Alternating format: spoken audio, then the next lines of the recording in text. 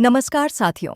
आज हम आपके लिए एक बेहद खास ट्रेड, अमेरिका भारत टकराव और चीन भारत रूस संबंध जानकारी लेकर आए हैं। यह वीडियो थोड़ा लंबा है क्योंकि हमने इसमें दो अलग-अलग विषयों को एक ही वीडियो में जोड़ा है ताकि आप पूरी सीक्वेंस को आसानी से समझ सकें। इसलिए वीडियो को अंत तक जरूर देखें। अगर आपने अभी तक हमारे चैनल को सब्सक्राइब नहीं किया है तो तुरंत सब्सक्राइब करें और वीडियो को लाइक और शेयर करें। आपका सहयोग हमारे लिए बहुत महत्वपूर्ण है। समाचार की शुरुआत। NATO की चेतावनी। 15 जुलाई 2025 जो NATO सेक्रेटरी जनरल मार्क रुट्टे ने बयान दिया। भारत, चीन और ब्राजील को चेतावनी दी गई कि अगर ये देश रूस के साथ व्यापार जारी रखते हैं तो उन पर कठोर द्वितीयक प्रतिबंध सेकेंडरी सैंक्शंस लगाए जा सकते हैं। इन प्रतिबंधों में 100% तक टैरिफ लगाने का प्रावधान शामिल हो सकता है। इस घोषणा को 50 दिन की चेतावनी कहा गया क्योंकि इसे लागू करने के लिए 50 दिन का समय सीमा तय की गई थी। अमेरिका द्वारा भारत पर लगाए गए टैरिफ राष्ट्रपति ट्रंप की व्यापक रेसिप्रोकल टैरिफ नीति का हिस्सा थे। रेसिप्रोकल टैरिफ का मतलब होता है प्रतिस्पर्धात्मक या आपसी शुल्क, यानी एक देश किसी दूसरे देश पर लगाया गया टैरिफ या शुल्क उसी देश के समान या संतुलित तरीके से जवाब में लगाता है। आसान भाषा में समझें, अगर देश ए अपने उत्पादों पर देश बी के सामान पर ज्यादा टैरिफ लगाता है तो देश बी भी अपने उत्पादों पर देश ए के सामान पर समान टैरिफ लगा सकता है। इसका मुख्य उद्देश्य व्यापार असंतुलन, ट्रेड इम्बैलेंस को संतुलित करना, यह सुनिश्चित करना कि दोनों देशों के व्यापारी समान अवसर मुहैया करना होता है। तो सवाल ये है, क्या सच है अमेरिका को भारत के साथ व्यापार घाटा है? ये सिर्फ अधूरी कहानी है और सच कुछ अलग है। उपलब्ध जानकारी के अनुसार साल 2024 में पारंपरिक वस्तुओं और सेवाओं के व्यापार के हिसाब से अमेरिका को भारत के साथ लगभग 45.6 अरब डॉलर, लगभग 3.8 लाख करोड़ रुपए का व्यापार घाटा हुआ। अमेरिकी वाणिज्य मंत्रालय और WTO के आंकड़ों के अनुसार अमेरिका ने भारत को करीब 41.5 अरब डॉलर मूल्य की वस्तुएं निर्यात कीं। भारत से अमेरिका ने लगभग 87.3 अरब डॉलर की वस्तुएं आयात कीं। कुल वस्तु और सेवा व्यापार 212.4 अरब। ये पारंपरिक आंकड़े सिर्फ वस्त्र, मशीनरी, IT सेवाएं, पर्यटन और वित्तीय सेवाओं जैसी कैटेगरी को शामिल करते हैं।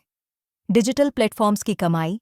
तस्वीर का दूसरा पहलू, अमेरिका की बड़ी टेक और डिजिटल कंपनियां भारत से हर साल भारी राजस्व अर्जित करती हैं, जैसे Google, ads, YouTube, Play Store commission, Meta, Facebook, Instagram, WhatsApp विज्ञापन राजस्व, Amazon Prime subscription, AWS cloud service, e-commerce fees, Netflix और डिज्नी प्लस हॉटस्टार, OTT सेवाएं, Microsoft Azure, Apple App Store, X, Twitter.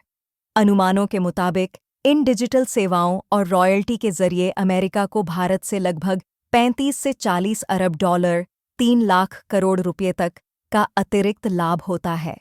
असल घाटा कौन झेल रहा है? अगर इन डिजिटल कमाई, रॉयल्टी और सब्सक्रिप्शन को पारंपरिक व्यापार आंकड़ों में जोड़ दिया जाए तो तस्वीर पूरी तरह बदल जाती है। वास्तविक घाटा भारत का हो सकता है, न कि अमेरिका का, यानी सतही आंकड़ों के आधार पर दिख रहा व्यापार घाटा अधूरा है। असल में अमेरिका भारत से काफी लाभ अर्जित करता है। उम्मीद है आप ये समझ गए होंगे कि कौन फायदे में है और कौन नुकसान में। अब आगे बढ़ाते हैं। इसी बीच खबर आती है कि डोनाल्ड ट्रंप ने 31 जुलाई 2025 को भारत पर 25% टैरिफ की घोषणा की, जो 7 अगस्त से लागू हुई।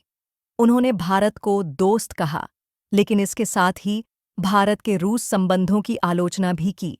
इसके बाद प्रारंभिक 25% टैरिफ 30 जुलाई 2025 एग्जीक्यूटिव ऑर्डर 14,326 के तहत जारी। उद्देश्य भारत पर उच्च टैरिफ और व्यापार असंतुलन को लक्षित करना। लागू होने की तारीख 7 अगस्त 2025। इसके बाद 2 अगस्त 2025 को वाराणसी में एक रैली आयोजित हुई जो प्रधानमंत्री नरेंद्र मोदी के अपने संसदीय क्षेत्र से संबंधित कार्यक्रम का हिस्सा थी।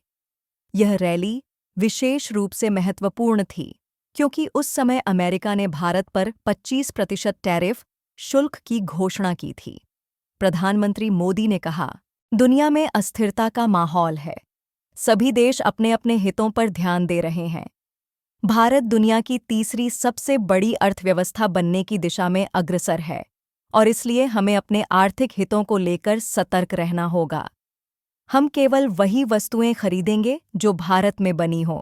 हमें वोकल फॉर लोकल यानी स्वदेशी वोकल फॉर लोकल बनना होगा। अब तारीख 4 अगस्त 2025। डोनाल्ड ट्रंप ने रूस से तेल खरीद पर टैरिफ बढ़ाने की धमकी। ट्रंप की इस धमकी के कुछ समय के बाद उसी दिन 4 अगस्त 2025 भारत की प्रतिक्रिया आती है। भारत के वाणिज्य मंत्री पीयूष गोयल अमेरिका और यूरोपीय संघ की टैरिफ नीति में पाखंड उजागर किया। भारत ने 20,000 करोड़ रुपए की योजना पर काम शुरू कर दिया है ताकि अमेरिकी टैरिफ के प्रभाव को कम किया जा सके। साथ ही बताया कि आलोचकों के अपने देशों में भी उच्च टैरिफ हैं। भारत के विदेश मंत्रालय के प्रवक्ता रणधीर जायसवाल, भारत अपनी राष्ट्रीय हितों की रक्षा के लिए सभी आवश्यक कदम उठाएगा। अब तारीख 6 अगस्त 2025 की। इस दिन अमेरिका ने भारत पर अतिरिक्त 25% टैरिफ लगाने की घोषणा की। लागू होने की तिथि 27 अगस्त 2025। इसका कारण यह था कि भारत लगातार रूस से तेल और हथियार खरीद रहा था और अमेरिका का मानना था कि यह रूस को यूक्रेन युद्ध में सहायता प्रदान कर रहा है। अब इसके बाद भारत के 6 अगस्त 2025 MEA की आधिकारिक टिप्पणी। MEA ने 6 अगस्त 2025 को जारी अपनी आधिकारिक टिप्पणी में कहा, 1. अमेरिका द्वारा भारत पर अतिरिक्त शुल्क लगाना अत्यंत दुर्भाग्यपूर्ण एक्सट्रीमली अनफॉर्चुनेट है। 2. यह कार्रवाई अन्य देशों द्वारा समान परिस्थितियों में लिए गए निर्णयों से अलग और अनुचित अनरीजनेबल व अन्यायपूर्ण अनजस्टिफाइड है। 3. यह निर्णय केवल भारत पर लागू किया जा रहा है जबकि अन्य देश उसी आधार पर ऐसी गतिविधियां कर रहे हैं। 4. भारत अपनी आर्थिक सुरक्षा और राष्ट्रीय हितों की रक्षा के लिए सभी आवश्यक कदम उठाएगा। भारत की प्रतिक्रिया और सरकार की रणनीति ने स्पष्ट किया कि देश अपने आर्थिक हितों की सुरक्षा के लिए सशक्त और संतुलित कदम उठाएगा। अब सवाल यह है कि क्या केवल भारत ही रूस के साथ व्यापार कर रहा है? इसका जवाब है नहीं। भारत अकेला देश नहीं है जो रूस के साथ व्यापार करता है। पूरी दुनिया में कई देश रूस के साथ तेल, गैस, हथियार और अन्य व्यापार कर रहे हैं, जिसका अमेरिका खुद, यूरोप, चीन व्यापार जारी रखता है। अमेरिका अपने परमाणु रिएक्टरों के लिए लगभग 24% यूरेनियम रूस से आयात करता है। अमेरिका रूस से यूरिया और पोटाश जैसे उर्वरकों का आयात करता है। 2024 में अमेरिका ने रूस से लगभग $1.27 बिलियन मूल्य के उर्वरक आयात किए। रूस से आयातित पैलेडियम की मात्रा 2024 में लगभग $878 मिलियन थी। यह धातु मुख्य रूप से ऑटोमोबाइल उद्योग में उत्सर्जन नियंत्रण उपकरणों में उपयोग होती है। रूस से आयातित प्लैटिनम की मात्रा 2024 में लगभग $716 मिलियन थी। यह धातु भी ऑटोमोबाइल और अन्य उद्योगों में उपयोग होती है। यूरोप रूस से प्राकृतिक गैस, तेल, कोयला और कुछ खनिज पदार्थ खरीदते हैं। यूरोप अभी भी ऊर्जा जरूरतों के चलते रूस से सीमित खरीदारी करता है। चीन रूस से कच्चा तेल, प्राकृतिक गैस, कोयला, धातुएं, कृषि उत्पाद इत्यादि खरीदता है। चीन रूस के बड़े ऊर्जा और कच्चे माल ग्राहक में शामिल है। लेकिन सवाल ये है कि सिर्फ भारत का ही तेल खरीद रूसी युद्ध को फंड कर रहा है। अमेरिका चीन जो व्यापार कर रहा है वो नहीं, इसे हम हिपोक्रेसी या दोगलापन कह सकते हैं। अब आगे बढ़ते हैं। इस बीच 7 अगस्त 2025 को प्रधानमंत्री नरेंद्र मोदी अहमदाबाद में भाषण के दौरान 50% टैरिफ पर प्रतिक्रिया दिए।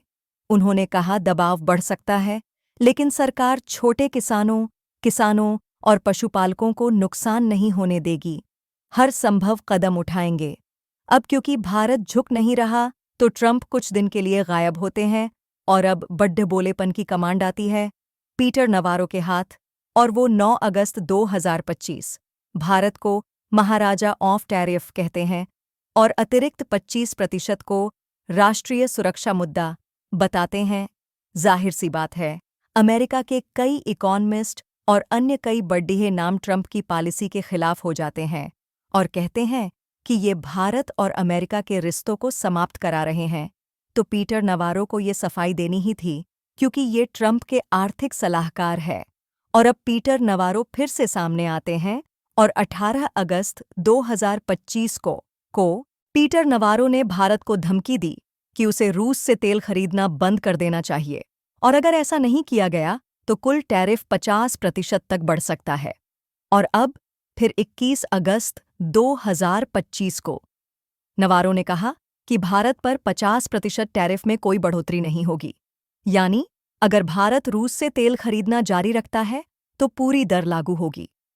और फिर यह सिलसिला चलता रहा और पीटर नवारो बोलते बोलते इतना ज्यादा बरच गए कि 22 अगस्त 2025 को उन्होंने भारत पर हमला करते हुए कहा कि वह क्रेमलिन का लॉन्ड्रोमैट है। उन्होंने आरोप लगाया कि भारत रूस से तेल खरीदता है, उसे रिफाइन करता है और ऊंची कीमतों पर बेचता है, जिससे यूक्रेन युद्ध में रूस को मदद मिलती है।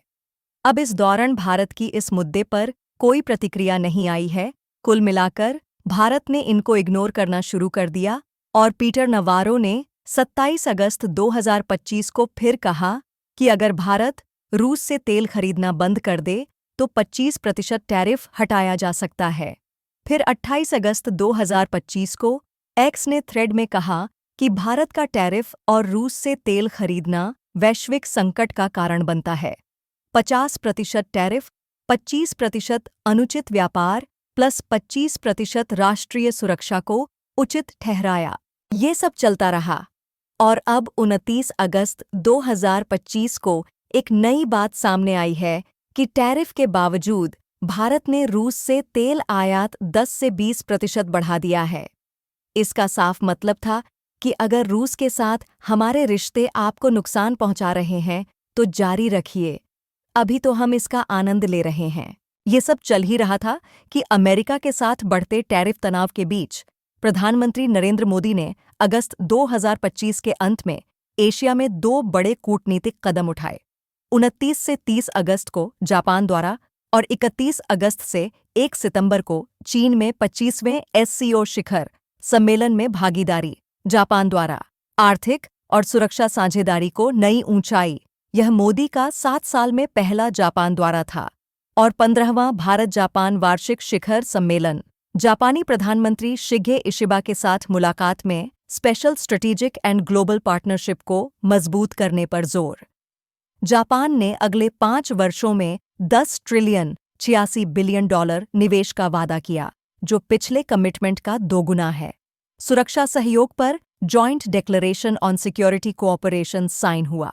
समुद्री अभ्यास, तकनीकी हस्तांतरण और इंडो पैसिफिक सुरक्षा बढ़ाने पर सहमति। क्वाड के तहत free and open Indo Pacific की प्रतिबद्धता दोहराई। 5 लाख कर्मियों के आदान प्रदान का एक्शन प्लान, जिसमें 50,000 कुशल भारतीय कर्मी जापान जाएंगे। प्रमुख सहयोग क्षेत्र: bullet train, Chandrayaan 5 mission, AI, digital infrastructure, green energy. कुल 13 महत्वपूर्ण समझौते हस्ताक्षरित हुए। इस सब के बीच SCO शिखर सम्मेलन 2025 तियानजिन, चीन में मोदी सीधे जापान से चीन पहुंचे और 25वें SCO शिखर सम्मेलन में शामिल हुए। 1. यह उनके 7 वर्षों में चीन का पहला दौरा था। 2. मुख्य फोकस: बहुध्रुवीय सहयोग, मल्टीपोलर कोऑपरेशन, पश्चिमी दबाव का मुकाबला, आतंकवाद विरोधी सहयोग, वैश्विक शासन सुधार और सतत विकास। 3. भारत ने अपनी भूमिका सिक्योरिटी, कनेक्टिविटी, अपॉर्चुनिटी पर केंद्रित रखी। 4. पाकिस्तान समर्थित आतंकवाद पर चिंता जताई। 5. मोदी शी जिनपिंग मुलाकात, सीमा विवाद सुलझाने और उड़ान व्यापार फिर से शुरू करने पर सहमति। 6.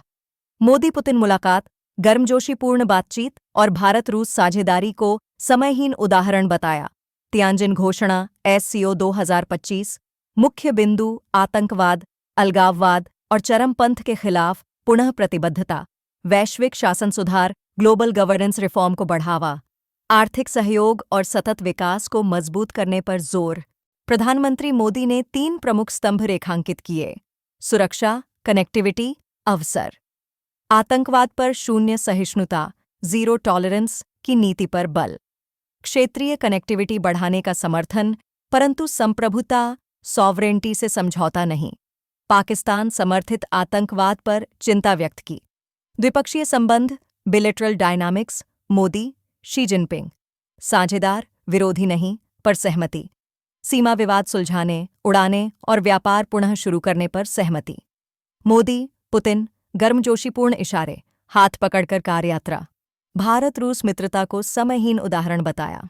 अब ये सब चल रहा है व्हाइट हाउस के व्यापार सलाहकार पीटर नवारो के लिए काफी बेशर्मी से इतना ज्यादा आगे बढ़ गए कि उसने सोमवार 1 सितंबर 2025 को फॉक्स न्यूज को दिए एक साक्षात्कार में कहा है कि ब्राह्मण भारतीय लोगों की कीमत पर मुनाफाखोरी कर रहे हैं और इसे रोकने की जरूरत है।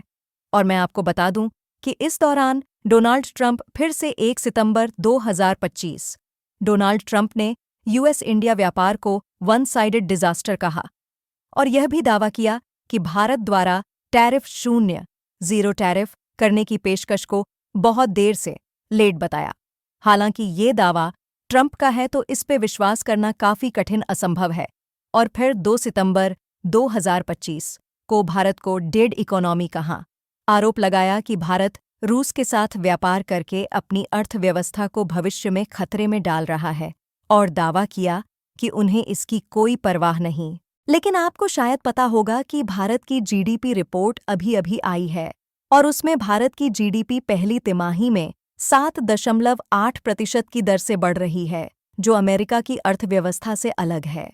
क्रेडिट रेटिंग एजेंसी मूडीज के मुख्य अर्थशास्त्री मार्क जांडी, जो 2008 के वित्तीय संकट की भविष्यवाणी करने वाले पहले अर्थशास्त्रियों में से एक थे, के अनुसार अमेरिका के सकल घरेलू उत्पाद जीडीपी का लगभग 1/3 हिस्सा बनाने वाले राज्य वर्तमान में या तो मंदी की चपेट में है या मंदी में जाने के उच्च जोखिम में है।